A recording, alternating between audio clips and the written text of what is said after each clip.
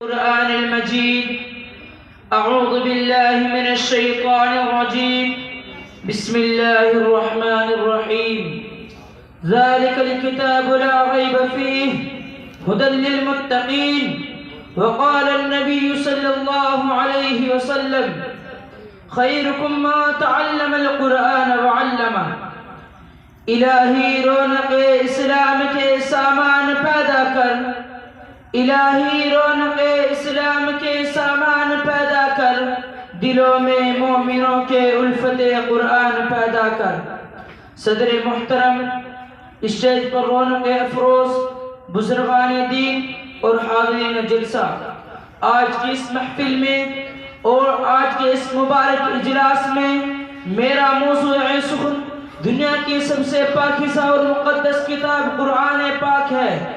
ہمیں چڑھتے سورج کی طرح یقین ہے کہ اس کا ایک ایک حرف سچا اور صادق ہے۔ وہ قرآن پاک جس کی زبان مقدس، بیان مقدس اور جب فصاحت و بلاغت کا ٹھاٹے مارتا سمندر ہے، اور جس کے متعلق ارشاد ربانی ہے۔ قرآن وہ کتاب ہے جس کے صادق اور برحق ہونے میں کوئی شک و شبہ نہیں، اور جس کے بارے میں محسن انسانیت حضور پاک صلی اللہ علیہ وسلم نے یہ ارشاد فرمایا، تم میں سب سے بہترین شخص وہ ہے جو قرآن کو سیکھے اور سکھائے۔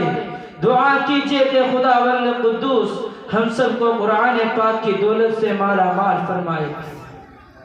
نوجوان دوستو، قرآن پاک رب ذوالجلال کی طرف سے عطا کردہ وہ حسین تحفہ ہے کہ جس نے 23 برس کی قلیل مدت میں پورے عالم میں وہ انقلاب برپا کر دیا کہ بڑے سے بڑے فصحاء، بلغاء، ادباء، شعراء حیران شست رہ گئے، اور جس کی آیتوں کو سن کر پتھر دل موم ہو گئے۔ یہی وہ قرآن ہے جو رہتی دنیا تک کے انسانوں کے لیے سراپا ہدایت و رحمت ہے۔ یہی وہ قرآن ہے جس نے رسول کی رسالت کو اعجاز بخشا۔ یہی وہ قرآن ہے جس نے پسماندہ قلوب کو تازگی بخشی۔ یہی وہ قرآن ہے، ہاں یہی وہ قرآن ہے جس کی برکت سے جنات و شیاطین کا آسمانوں پر جانا بند ہوا۔ یہی وہ قرآن ہے جس کی برکت سے عزت و رفعت کے شانے گڑ گئے۔ یہی وہ قرآن ہے جس کی بدولت محبوب حقیقی کی رسا نصیب ہوتی ہے۔ یہی وہ قرآن ہے جو سچائی اور ایمانداری کا درس دیتا ہے۔ یہی وہ قرآن ہے جس کی برکت سے عمر فاروق رضی اللہ تعالیٰ عنہ کو ایمان نصیب ہوا۔ یہی وہ قرآن ہے جس کی مثل پیش کرنے سے عرب کے فصیح و بلیغ زبانداری کا دعویٰ کرنے والوں نے گھٹنے ٹیک دیے۔ یہی وہ قرآن ہے جس کی نظیر پیش کرنے سے ساری دنیا عاجز و قاصر رہی۔ یہی وہ قرآن ہے جس نے ضلالت و گمراہی کی دلدل میں پھنسی ہوئی انسانیت کو رشد و ہدایت کا پیغام سنایا۔ یہی وہ قرآن ہے جس کی حفاظت کا وعدہ خود خالق کائنات نے فرمایا۔ یہی وہ قرآن ہے جس نے ذہنی قوتوں کا جلا بخشا۔ یہی وہ قرآن ہے جس کی تلاوت میں دلوں کے واسطے فرحت و بشاشت کا سامان ہے۔ یہی وہ قرآن ہے جس کی برکت سے اجڑے چمن میں بہار پیدا ہوئی۔ محترم حضرات، آج کی اس نازک دور میں حفظ کلام پاک کو فضول سمجھا جاتا ہے، اس کے الفاظ رٹنے کو حماقت بتلایا جاتا ہے۔ کہا جاتا ہے کہ اس کا رٹنا اور بے سمجھے پڑھنا بے سود ہے۔ افسوس صد افسوس اس قرآن پاک کے بارے میں ہمارا خیال کہ جس کے بارے میں شہنشاہ بطحہ، تاجدار مدینہ، سرور کائنات جناب محمد رسول اللہ صلی اللہ علیہ وسلم نے ارشاد فرمایا، اقرأ وارتقِ ورتل كما كنت ترتل في الدنيا فإن منزلك عند آخر آية تقرأها۔ قیامت کے دن حافظ قرآن سے کہا جائے گا کہ قرآن پڑھتا جا اور جنت کے درجوں پر چڑھتا جا، اور ٹھہر ٹھہر کر پڑھ جیسا کہ تو دنیا میں ٹھہر ٹھہر کر پڑھا کرتا تھا، بس تیرا مقام اور ٹھکانہ وہی ہے جہاں تو آخری آیت پر پہنچے۔ یاد رکھو، یہ قرآن رب ذوالجلال کی، یہ قرآن دنیا کی سب سے بڑی نعمت ہے۔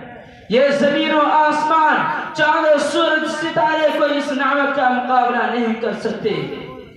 یہ قرآن رب ذوالجلال کا مقدس اور عظیم کلام ہے، اور کیوں نہ ہو، جبکہ اس کے اتارنے والا امین، جس کے ذریعے اتارا گیا وہ بھی امین، جس ذات پر نازل ہوا وہ بھی امین، جس مقام پر نازل ہوا وہ بھی امین، اور جس مہینے میں نازل ہوا وہ 1000 مہینوں سے افضل، اور جس رات میں نازل ہوا وہ 1000 مہینوں سے بہتر۔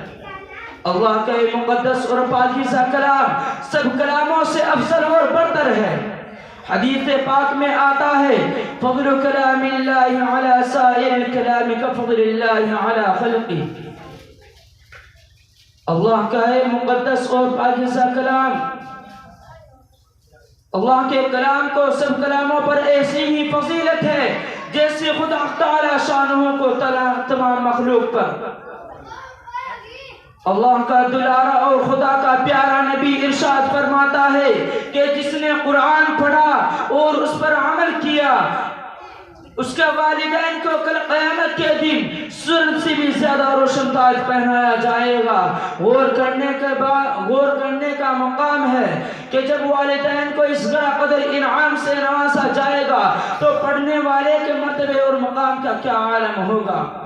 محترم حضرات، قیامت کا میدان ہوگا، ایسے 10 آدمی جن کے لیے جہنم واجب ہو چکی ہوگی، حافظ قرآن اپنے رب کی بارگاہ میں سفارش کرے گا اور پروردگار عالم اپنے بندے کی سفارش قبول کرے گا، اور اس حافظ قرآن کی برکت سے ان 10 آدمیوں کو نجات عطا ہوگی۔